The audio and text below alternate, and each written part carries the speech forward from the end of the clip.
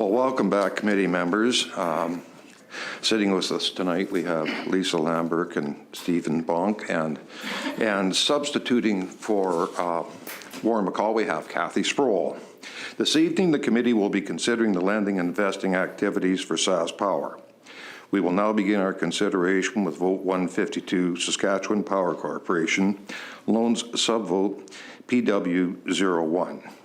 Minister Duncan, could you please introduce your officials and make your opening comments? Thank you very much, Mr. Chair. Good evening to you and to the committee members. We're pleased to be here this evening. I'm joined this evening, to my right is Mike Marsh, President and CEO. Seated behind us are Rochelle Ray Morphy, Vice President, Corporate and Regulatory Affairs, Troy King, Vice President, Finance and Business Performance and CFO, and Tim Eckel, Vice President, Asset Management, Planning and Sustainability. We're pleased to be here to discuss SAS Power's borrowing requirements for the 2020-2021 fiscal year. As with those in Saskatchewan, Canada, and around the world, these past few months have been challenging times for Sask Power. Sask Power plays a critical role in Saskatchewan life, and it's always imperative that we provide a reliable and secure source of electricity to those in our province. Responding to the COVID-19 pandemic required SAS Power to immediately shift the majority of its workforce to work remotely. In fact, we increased the system capacity for employees working from home from around 400 to more than 2,300 during the initial phase of the pandemic. We also implemented new processes and procedures to ensure the health and safety of our employees, customers, and communities. Our operational areas covering transmission, distribution, and power production have seamlessly continued to deliver electric power to our homes, businesses, and industries throughout this crisis. Customers are front of mind during this extraordinary time. We recognize the hardships that they are experiencing due to this global pandemic. As a result, SAS Power joined with other Government of Saskatchewan Crown utilities in waiving interest on customer bills for a 6-month period. This interest waiver program is an important step in helping residents, farms, and businesses weather the economic fallout from COVID-19. While the impacts of the pandemic will be felt around the world for some time, choices made over the past year at SAS Power have put the Crown Corporation in a solid position to face them. SAS Power followed 2018-2019 with another strong financial performance this past fiscal year, details of which will be released shortly when the corporation's 1920 annual report is tabled. Going forward, we're entering a more difficult and uncertain period. Impacts of Saskatchewan reduced electricity load, lower sales, and the costs associated with SAS Power's COVID-19 interest waiver program are a few examples of the potential financial challenges SAS Power is facing. However, I believe SAS Power is in an excellent position to respond to the emerging challenges of the pandemic while also continuing to move forward SAS Power's long-term strategy around energy transition. Our objectives are clear. We must continue to manage our spending so that our finances are focused on the areas of greatest need and potential rate increases are minimized. This must occur while we maintain our vision for a cleaner energy future with a commitment to reduce carbon emissions by 40% from 2005 levels by 2030. This work will be ongoing as we strive to mitigate the financial impact of the pandemic to our customers, and while we continue to ensure that Saskatchewan has reliable, sustainable, and cost-effective power. Mr. Chair, with those opening comments, we're pleased to take your questions. Thank you. Well, thank you, Minister. Are there any questions? Ms. Sproul? Thank you very much, Mr. Chair. Thank you, Mr. Minister. Just wanted to address a couple things off the top from your opening comments, just to get a sense of the impact of COVID on the corporation. You mentioned the deferral of power bill payments. I just wonder if you could give the committee a little bit of detail in terms of how many customers are taking advantage of that. And I know there's some rumors going around that people think it's not actually a deferral, it's just a don't have to pay. So is there concerns about people's repayment plans, and indeed will some people be able to repay? So just kind of get a sense of the size of the impact on your finances. I'll ask Troy King, CFO, to answer the question.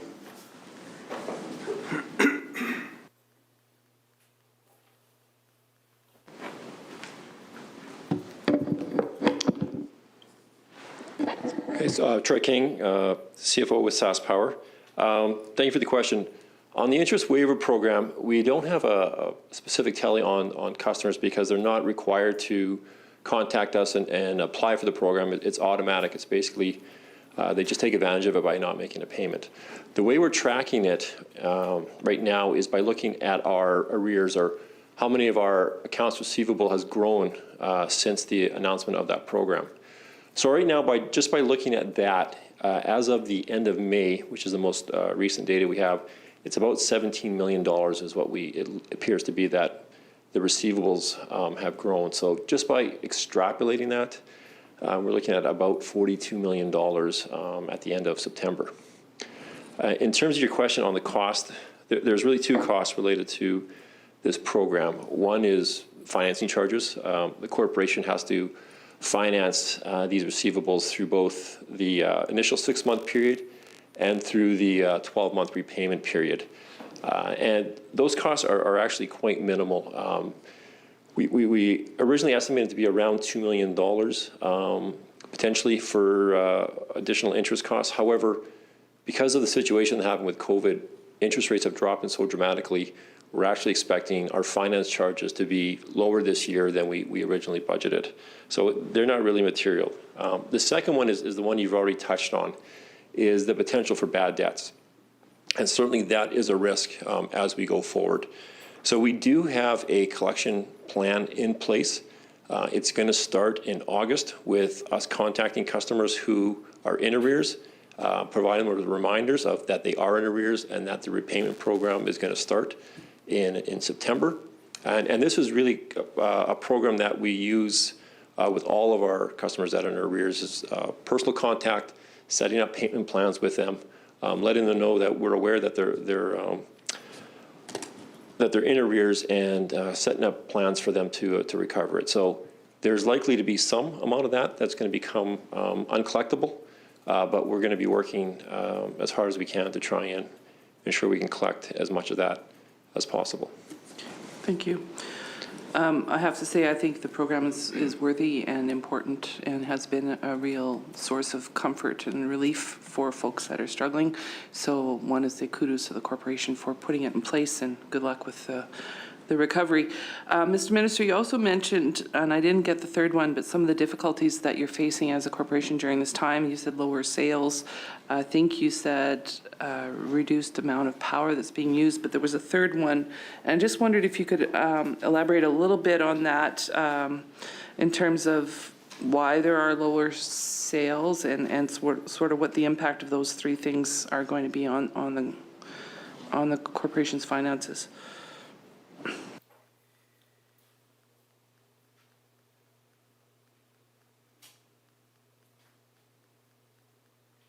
I believe I referenced the impacts of Saskatchewan's reduced electricity load, lower sales, and the costs associated with the interest waiver program. Yeah, and I think the lower sales is really just a function of both the I think the effects of COVID-19 in terms of businesses that were closed, restrictions that were put on the economy as we kind of were first dealing with the pandemic. So obviously, a number of businesses weren't open in the province, and at the same time, we've had significant reduction in demand, for instance, from the oil and gas sector, as at the same time they were going through and have been going through a period of soft prices, to the point where I think in the midst of this we had for a day a negative price of oil, and we've had a number of wells that have been shut in across the province. So we certainly are forecasting for now lower sales through this period. Any sense yet of that impact? I know you're able to tell me about the waiver program, but any sense of the impact on these reduced power load issues? Yeah, we're tracking that on a monthly basis as our data comes in. Right now, as of the end of May, we saw our total load down about 10% compared to last year at this point in time. So when we try to extrapolate what that impact is going to be, we're trying to make some assumptions about when we think the economy is going to start to recover. Obviously, the province is opening up. We're hoping that we'll start seeing that 10% continue to decrease as we move forward. Right now, our best estimate right now, we're assuming about an 8% overall load reduction throughout the calendar year or fiscal year as a result of both COVID-19 and, as the minister mentioned, what's happening with oil prices as well. Okay, thank you. In terms of the borrowing that's described in the estimates, I just want to get the right page.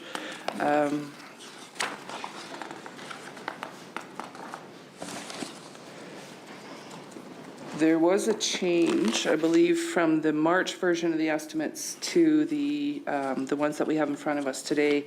And I'm just wondering, first of all, just to talk a little bit, I have to find the March version, which I know is in here somewhere. If we could talk a little bit about those changes and then maybe talk about the numbers as a global number. I just want to find them. Here we are. So, looks like on page 147, back in March, the anticipated appropriation or lending investing activities was $277.8 million. Since then, that's been increased in the last 3 months to $424.6 million. Now, that may be attributable to some of the things you just described, but I'm just wondering if you could explain sort of the difference between those two figures from March till June. So let's, if you will, if we can start with the March numbers, I'll start and explain that one and then talk about the change to the most recent forecast. So the original $277.8 million is made up of, we're assuming we had a budget of $214 million for the coming fiscal year. On top of that, we add on about $482.4 million in non-working cap, or in operating cash that we add to it. So that's things like depreciation, other items that deduct net income but actually provide cash to the organization. So a total of $696.7 million to be provided through operations. We have a debt repayment coming due next year of $128.8 million. And then we have capital spending of $845.7. So the total, or the net of that, is $277.8 million. So that's our original estimate. The revised amount of $424.6 is primarily made up of the change to net income. So we have a $142 million reduction in net income. So down to $72.3 million from $214.3. And then the remaining $5 is just a number of other working capital adjustments plus the interest waiver program. Okay. And then the next page, there's the schedule of debt. So that's page 149. And I believe that has changed since March as well in terms of your estimated specific gross debt. Which is now up a couple $100 million. Is that the same difference as the previous number? Yeah, those should be related, yes. The math is there, okay. Yeah. I think that applies then throughout. Yeah, we've got sinking funds in here, which is why you're probably having trouble with your math. Oh, there's lots of reasons for Yeah. trouble with my math, but 151 is your borrowing requirements. Those are also up. Oh, that's the same figure again, isn't it? Yes. Yeah. Loan repayments, I believe that might be changed as well. Just let me find it. Page 152.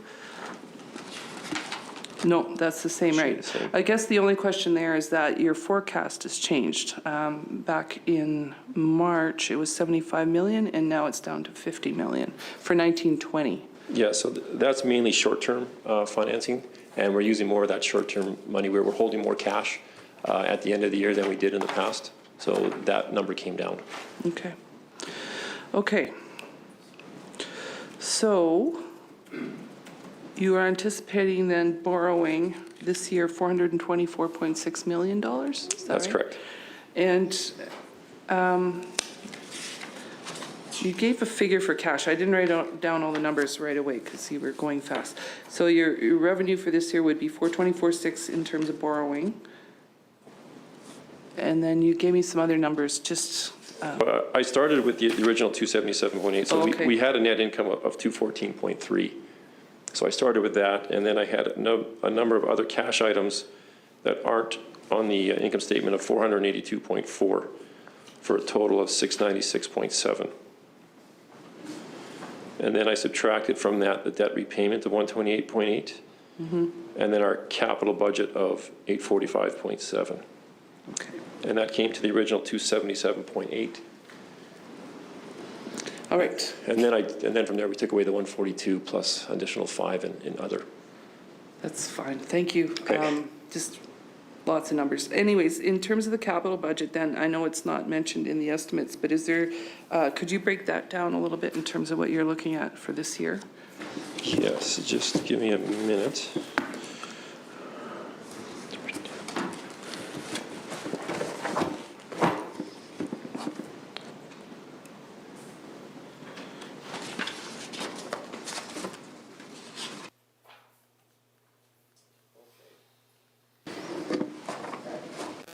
How detailed you want me to go on that number?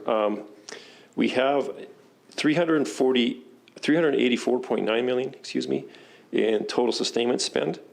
So that's capital that we invest to maintain our existing infrastructure, whether it be on generation, transmission, distribution assets.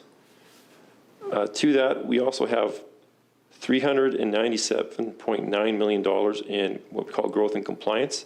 So that is for new assets or for customer connects capital work.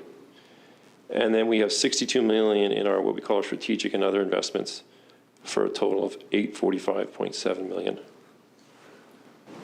Okay, just maybe give us an idea of what would be in the strategic and other investments. Sure. We have 14.6 million for our AMI program. We have 4.8 million in our fuel supply.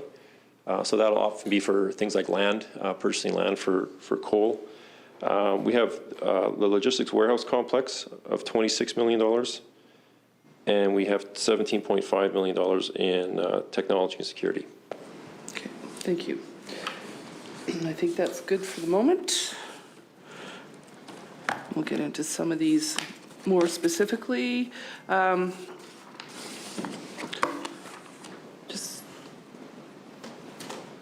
in committee last year, we talked about the greenhouse gas emissions information production order, which I believe was issued on October 31st, 2018. And that set out the quantification, reporting, verification requirements for covered facilities like SAS Power.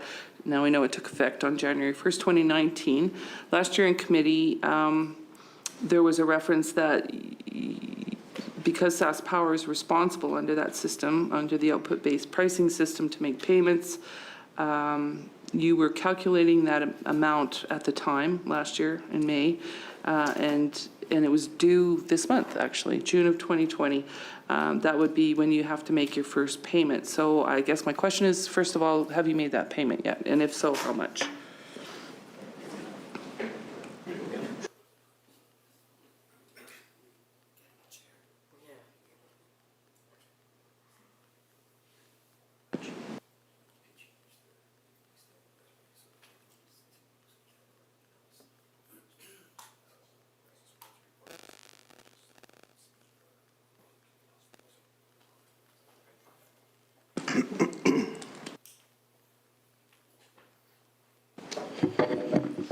Okay, so with respect to the federal carbon tax, we have not remitted the tax that we've collected at this point.